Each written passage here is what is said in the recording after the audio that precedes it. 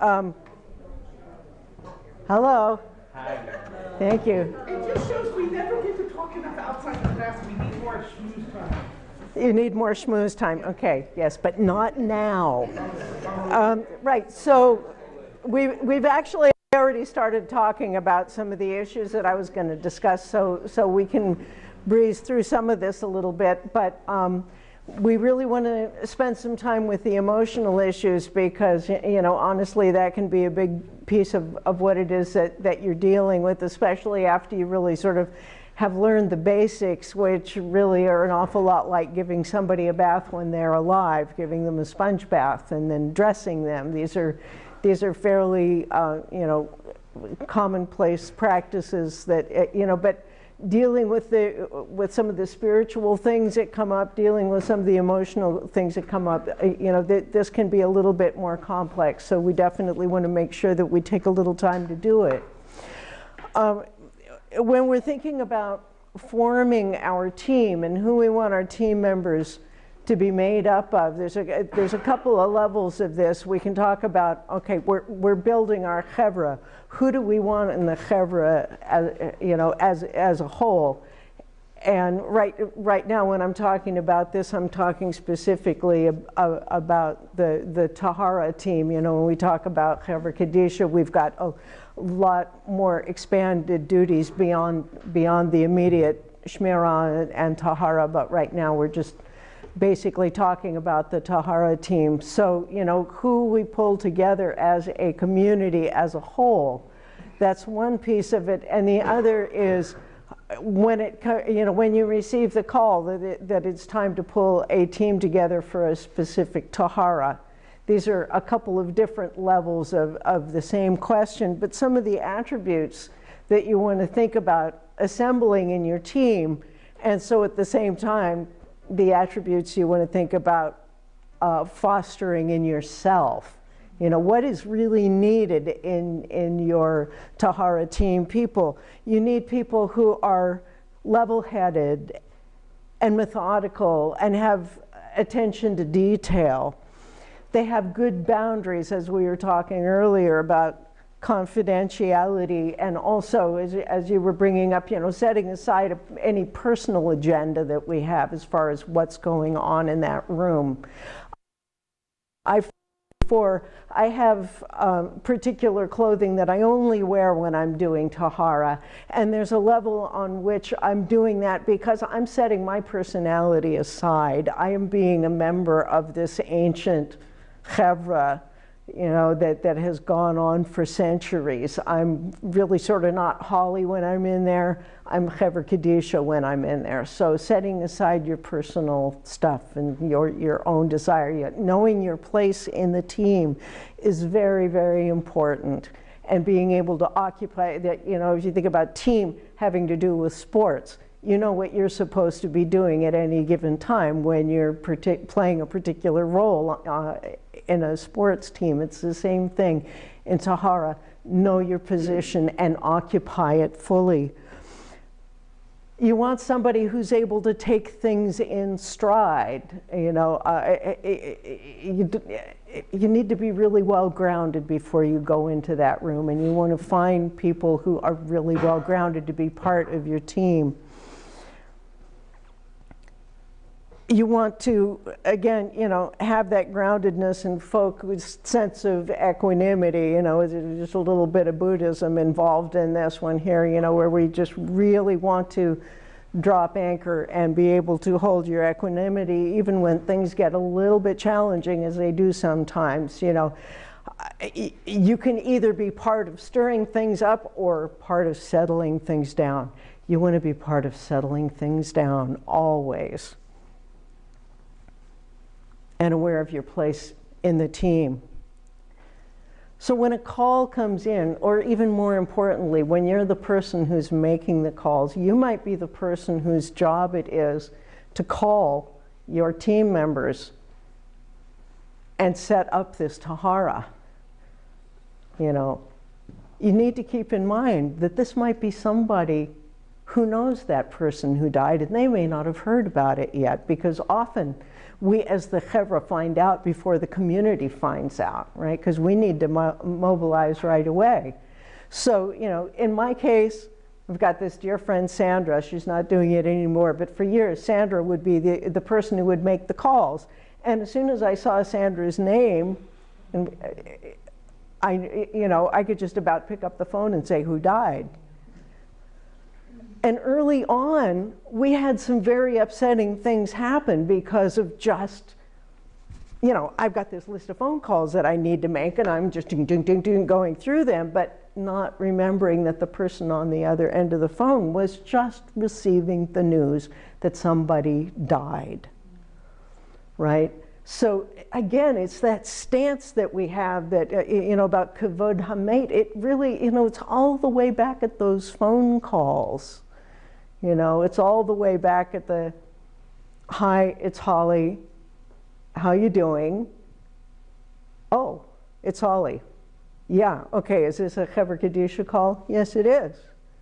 Oh, who died? So-and-so died. You know, so I'm talking about maybe 15 seconds of a phone call, but it's a very important 15 seconds. And again, you know, we were talking earlier about set the tone. When do you set that tone? Maybe you set that tone way back with that phone call. You know, it's much easier to start things in a particular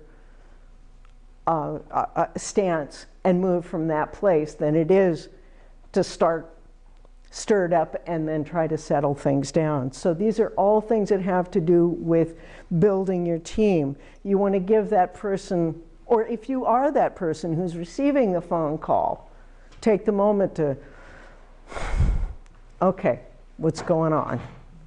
I'm in the middle of my busy day over here, and it's just another thing to get on my calendar. No, somebody died. Let's just stop everything for a moment and attend to this.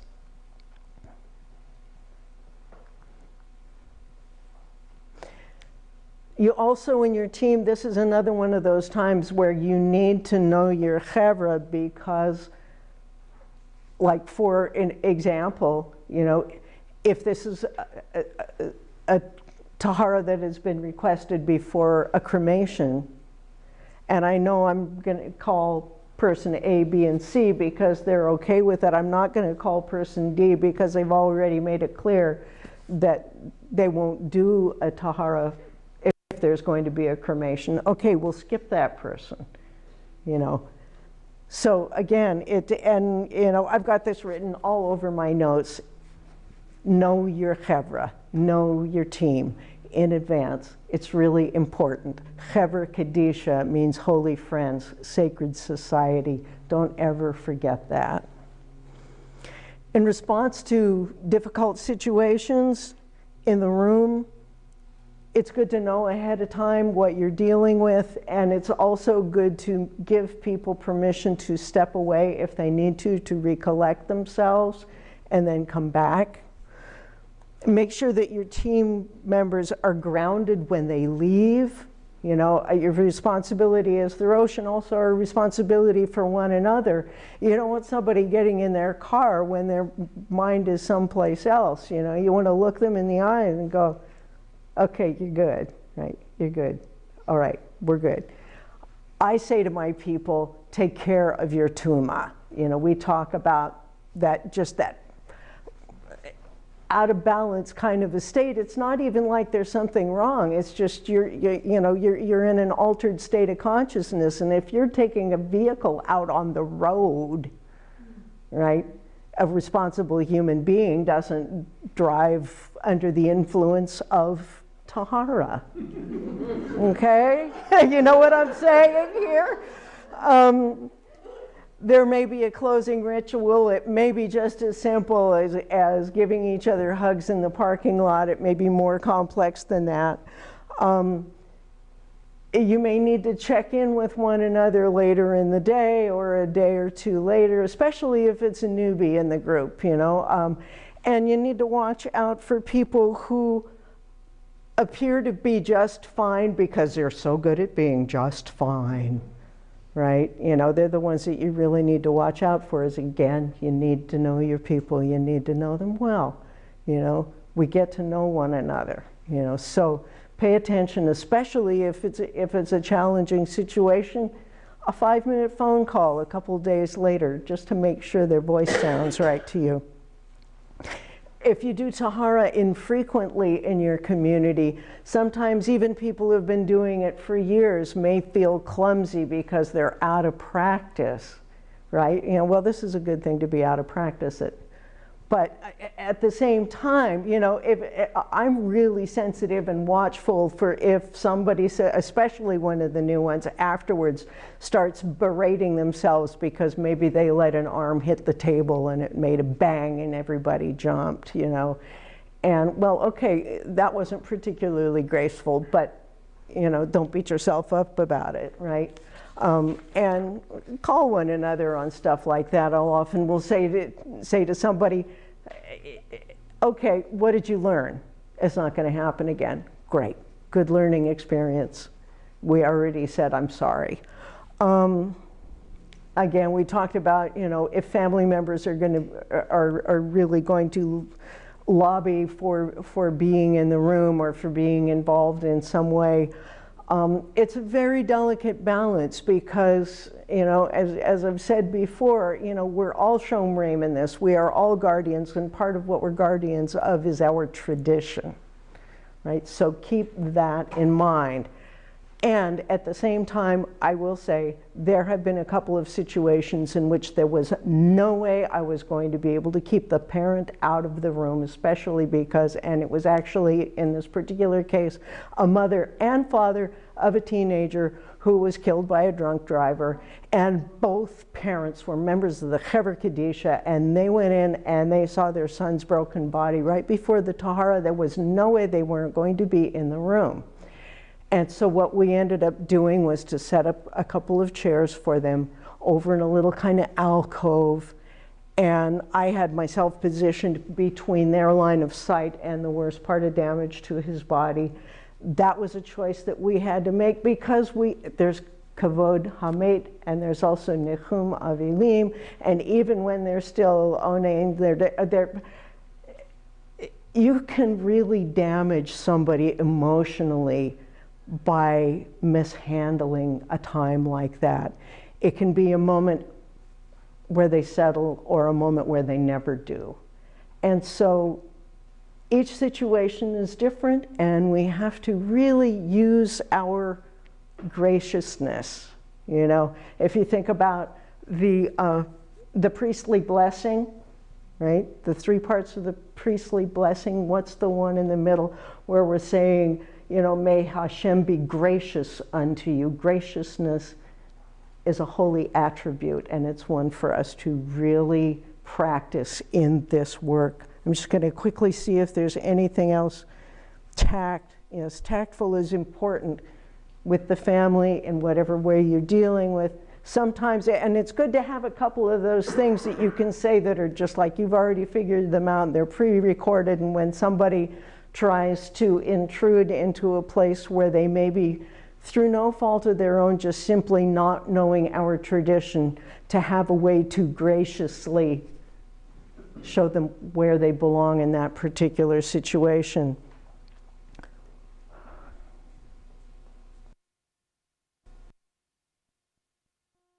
I would say that about covers it unless there's any questions.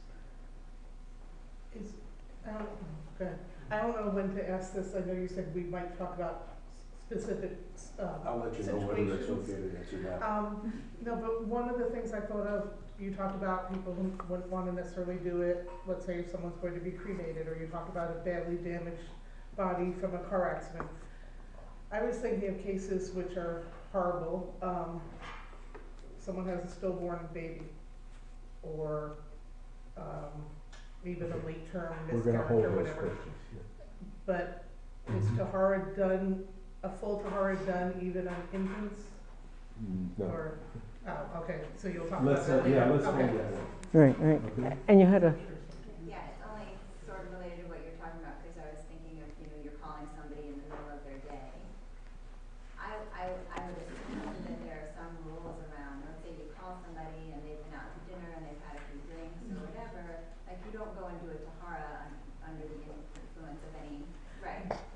no, well, and I'm talking about calling to set up. To set up, but I mean, I assume that that's like an official rule, like, right? There are rules about the state that you have to be in to do a tahara, right? Or maybe you're ill, or, you know, or something, just something. I mean, are there Right. those kinds of rules of if you're this, or this, regardless of if you're available, you may not? Common sense. Okay, it's common sense. Common It's not sense. sort of laid out, okay. I'll take the mic. So there's one general rule that that every person who teaches about Chevra Kadisha has to make sure that everybody knows. And that's the rule called you do the best you can. It's our motto. It's really quite simple. People talk about Tahara, Shmirah, and everything else that we've been talking about as if it is halacha. It's not. Halacha is you do a Tahara. The definition of what a Tahara actually is has evolved to what we have today. But Sephardic Taharas are a little bit different. Tachrichin, we on a study mission saw at least a dozen different types of tachrichin, of shrouds. They're just, and the customs. We talked earlier on about there's a custom about putting egg whites on people's foreheads, or shrouds, or shards. All of this is custom. It's minhag, and in minhag you do the best. You really do the best that you can. The best that you can. I've even heard heads of Orthodox chevras say exactly that line. So this is not a conservative rabbi saying that's what we're doing. It's really one where I'd love to be able to hand you a list of all of the things that you should be conscious of before you say yes to doing a tahara. But I can't. Okay, I want to talk a little bit about, yeah, Corey? I was just going to say that while there's a lot of minhag about what the way to do it, I've always recalled that kavanah is incredibly important in the doing of it. Yes. Right? So if you feel like you can't go into the space of doing shmirah or doing tahara or whatnot and have the proper kavanah in Right. fulfilling that mitzvah, in whatever way you're doing it, then it probably is an appropriate time to say, it's not for me to do it. I can't do it tonight. Right. So I think that intentionality Exactly. is perhaps a guide. Exactly. Just the same way that we saw when we did the stuff about tefillah, that every tefillah has a particular kavanah and why the intention of why you're doing it in the first place. Okay. Here's what I want to do. We're going to start working now, today and next time, obviously, on organization. When I said to you originally that the work of the Chevra Kadisha that we learned from Prague, remember those big posters that we had in the back, that we learned from, in terms of what they did, what I want to do now is to talk a little bit about what we do and what you do in the different congregations for all of the different activities of the Chevra. And I want to do it by example, showing you what Netivot Shalom does. Because beginning in the early 90s, when the synagogue was just being formed, and one of the things we had to do is to form a Chevra Kadisha. As it was one of the first things that we actually did. So the Chevra Kadisha really spun off different things, and some of them began to exist independently, some of them were really dependent. So there was a group of people, males, who were trained to be on the male team. There was a group of women who were trained to be on the women's Tahara team. Okay? And by the way, as it's evolved, it turns out that some of the practices of the men's team is different than the women's. Same synagogue. Don't ask why. I know. I'm not exactly sure how. Multiple Jews. What? Multiple Jews. Yeah, really. Exactly. All right. So there was a Tahara team, there was a Shmirah team. There was one person who was the head of the Chevra Kadisha, period. And this person did not do everything, but they made sure that things got done. So there was a head of the Tahara team, 2 heads, okay? There was a person who was responsible for getting Shmirah done, putting out the lists, getting people to do. There was a person responsible for Nichum Avelim. This is my Hebrew. For Nichum Avelim. Nichum Avelim meant consoling the mourners. And what we did was we set up a group of people. It turns out that they happen to mostly be social workers or therapists.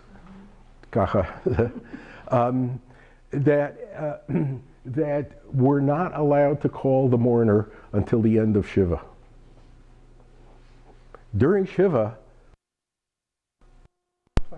there are plenty of people. It's day 8 that's really the problem.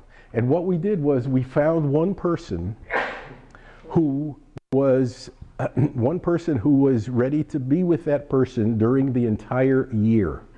What that meant was to have coffee, call, talk, if there was some issue, to find an appropriate article or someone to talk to about that issue. But that person was in Nichum Avelim. That group of people met every couple of months for case studies. Not about who they were doing, but they met as a group to talk through what was going on and how to help people through these moments of grief. Nichum Avelim, Bikur Cholim. One person there too, who was responsible for all kinds of stuff, including getting meals to people, etc. And GCH is Gemilut Chesed, otherwise known as miscellaneous. Well, it could mean anything. So there was a person there who was responsible for Su'udat Havra'ah, for the meal of consolation. There was a person there who was responsible for Shiva minions. There was a person there who could be responsible for taking the kids to school during Shiva. It was all handled that way. But all of these were the different activities. Now, so what I'd like to do now is to find out from the congregations, because what we're talking about right now are these 3 elements right here. Tahara, male, Tahara, female group, and Shmirah. And in each of the synagogues. In other words, there'll be a male group here at Beth Jacob, and in all the different synagogues, coordinated by people in that synagogue together. Okay, so I want to find out what is going on in the 3 synagogues vis-a-vis most of these different activities, to make sure that people have an idea. Because I want to ask you tonight, how many of you want to do a Tahara? How many of you want to do? Who wants to do Shmirah? It's like, you know, when you finish fundraising, you call cards. We're calling cards. Well, now you have an idea about what this whole thing is about. And while you haven't read the infection control booklet yet, it's still okay time to take a look at this and see what's, to find out what's going on. So, Mark? My sense is, if this is the group that's going to be the elements of the Tahara group. Yep. That there has to be one Tahara group team for the whole peninsula. That's what I keep thinking for all 3. For now. I don't think there's Yeah. enough You know what, for this each one, let me step in. Yes. We're still getting our acts together. Amidst craziness, busyness, we're trying to find out who will be the heads of each of our places and have those people get together. My sense is, based upon the number that are here, that we will share Tahara responsibilities, and we'll have a big list, and we'll have whoever is the synagogue where the person has died try to reach out to people from that synagogue, and then have the And then broader pull list. The of broader people list. that they can That's do as right. well. Yeah. Where I think we'll be able to expand in a big way from each place is when it comes to Shmirah, because I don't know that you need particular training to do Shmirah, And it may be that as we open that up to our congregations and many people step forward to do that in shifts, we'll have the person who is our head really arrange all of those shifts and then work with someone who will arrange the tahara. That's essentially it. And while we've tried to identify people who will be responsible for each congregation, we'll talk about that later, Lynn. While we've tried to identify people, what we're going to do is I have David Zinner, who is the master of all of this stuff about creating chevras. We will set up a conference call during next week via Zoom for all the coordinators, so he can help figure out exactly what the details are and how to make all of this happen. What we are really focusing in on, but out of just sheer knowledge that all of these things, or most of them, are being handled in different ways, I want to make sure that this is that some of this is taking place in the different synagogues. So you want to talk about what? Yeah, again, I'll you know, we're pretty robust when it comes to visiting the sick and for doing Shiva Minyans and for follow-up with people. And I actually think part of what this will allow us all to do is each of the three synagogues to be able to talk about what are your best practices, what's working, what's not working, how can we do it better. So I appreciate deeply, deeply that Chevra Kadisha has to include all of these pieces.